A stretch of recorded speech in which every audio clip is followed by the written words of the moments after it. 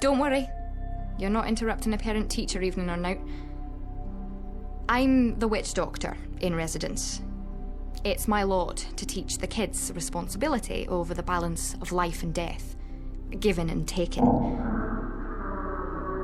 So this has really pissed the curriculum up a wall. It is a great, great setback for us all. Loss of life among the faculty always brings up inconvenient questions. I appreciate the pep talk, HJ. The last time Mr. Montauk gave me a pep talk, I had nightmares for the rest of the semester. Anyway, you may already have run into some of the students' familiars out there. They look a fright, but, well, think back to your first shop class projects and how they turned out. Without the kids around to control them, they're running wild. Eventually they'll go pure bonkers, and things here will go even more pear-shaped. I wish there was a cleaner way to contain them, but... I recommend delivery of a swift, decapitating blow with a spade. A fire axe has a distressing tendency to rebound from the vertebrae. From experience, aye? A teacher is only as good as his tools.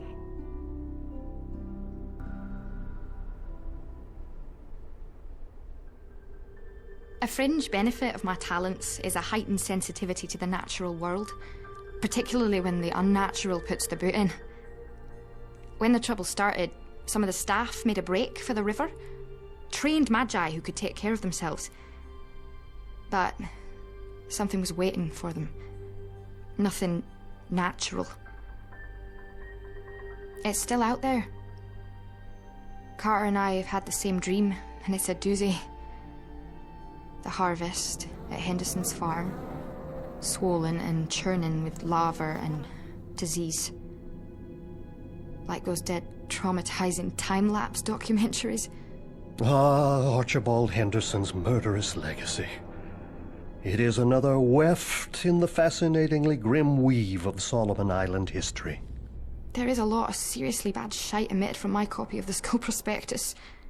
The Academy had absolutely no truck with his creations. Initially.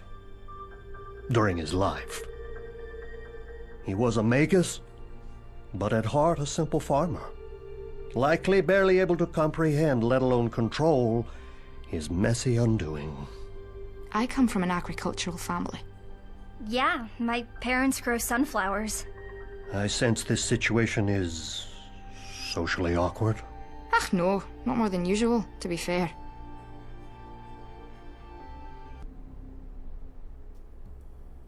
Did you come for the library amnesty? Regrettably, our alumni schedule for the semester has been heavily impacted by the massacre. Slaughter is a crutch, an unfortunate crutch. I presided as Innsmouth's headmaster over a run of good form for 15 years. Naturally, there have been the usual accidents, maimings, well within accountable risks.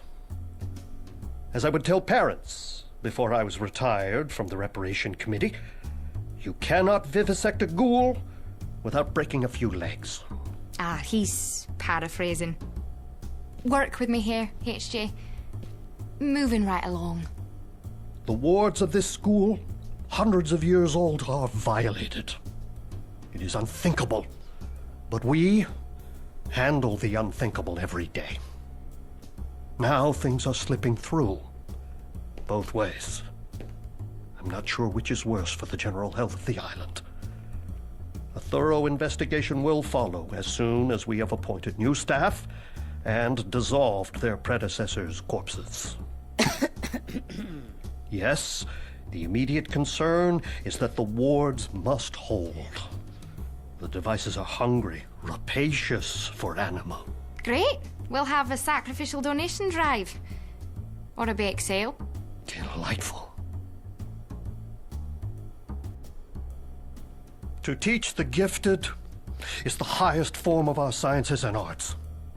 Believe me, I have made exhaustive studies of them all. Necromancy is a dog and pony show. Demonology? Please. Leave bargaining with the hell dimensions to the chancers and masochists. Callimetry is brutish puppet work and recollects my days of medical practice.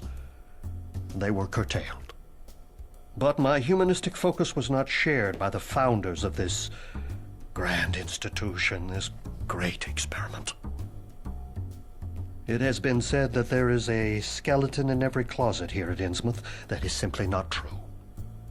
They were laid into the very foundation walls. The basement might bleed if you chipped beneath the plaster. That's a figure of speech, right? I'm sorry, Carter. Oh my god, have you ever heard of a white lie? The architecture was exacting. A pattern, a focus, a tomb, a battery. Stockpiling anima from many sources, not entirely willing sources. It would be politic to close the breaches before they emerge. The first time you get bricked in's probably the worst time, eh? From my research, it seems each time begins a claustrophobic eternity anew. You're like the world's revenge on sarcasm. Do you know that?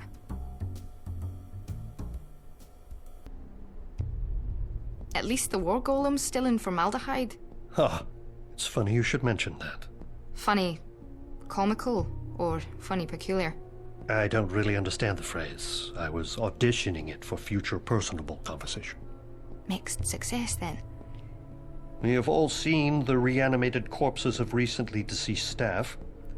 Felt pathos at those once great minds leaking from vacant orbits. I think I'm gonna be sick. I have also witnessed professors of an older vintage making their agonizing way through the halls.